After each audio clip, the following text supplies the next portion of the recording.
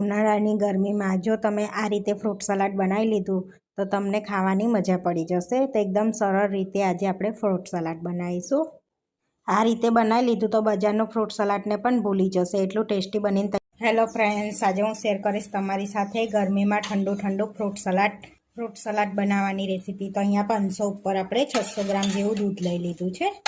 આપણે એમાંય થોડુંક આપણે ઠંડુ દૂધ લઈ લઈશું.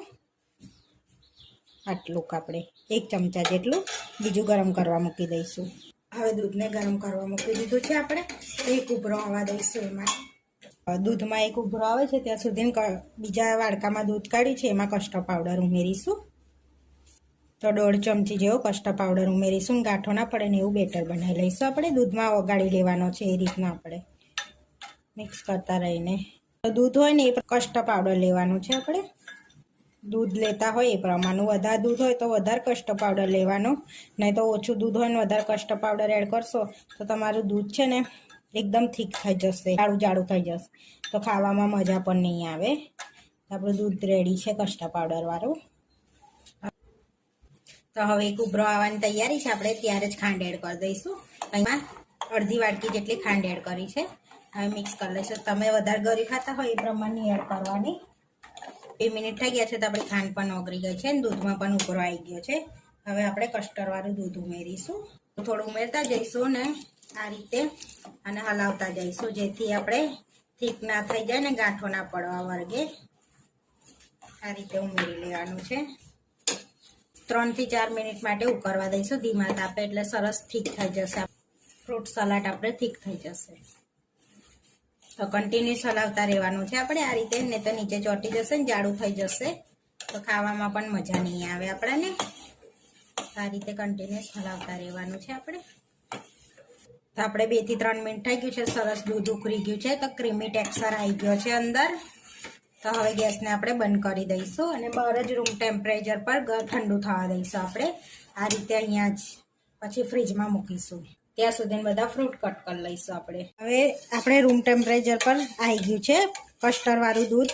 તો હવે આપણે એને ગાળી લઈશું.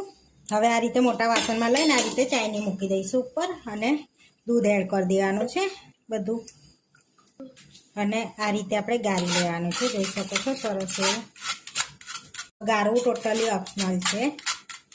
એકદમ ક્રીમી ટેક્સચર આવી ગયું છે, જોઈ શકો છો આ રીતનું. હવે આપણે ફ્રીજમાં ઠંડુ કરવા મૂકી દઈશું 2 કલાક માટે. પછી બીજા ફ્રૂટ એડ કરીશું અંદર. આપણે ફ્રીજમાં મૂકે 2 કલાક થઈ ગયા છે અને સરસ ઠંડુ થઈ ગયું છે આપણે દૂધ. હવે આપણે એની અંદર આપણે બધા ફ્રૂટ એડ કરી દઈશું. અહીંયા દાડમ, ચીકુ, એપલ, બનાના અને દ્રાક્ષ લીધી છે. 2 ટીપા આપણે વેનીલા એસેન્સ એડ કરીશું, એટલે બજાર જેવો સ્વાદ આવશે. એમાં ફ્લેવર માટે ઇલાયચી પાવડર એડ કરીશું આપણે. હવે કાજુ, બદામ ને પિસ્તા એડ કરીશું અને હવે બધા ફ્રૂટ એડ કરી દઈશું આપણે એની અંદર. અહીંયા દ્રાક્ષ લઈ લીધી છે, તો અહીંયા કાળી દ્રાક્ષ લીધી છે આપણે. બનાના એડ કરી દઈશું. એપલ લઈશું, એપલ પણ એડ કરી દઈશું અને ચીકુ એડ કરી દઈશું. દાડમ એડ કરીશું થોડીક આપણે. હવે બધું મિક્સ કરી દઈશું આપણે. તો આપણે ફ્રૂટ સલાડ રેડી થઈ ગયું છે. અહીંયા આગળ આપણે આઈસ્ક્રીમની વાડકીઓ લઈ લીધી છે, એમાં આપણે સર્વ કરી લઈશું. અહીંયા ફ્રૂટ સલાડ લઈ લઈશું આપણે.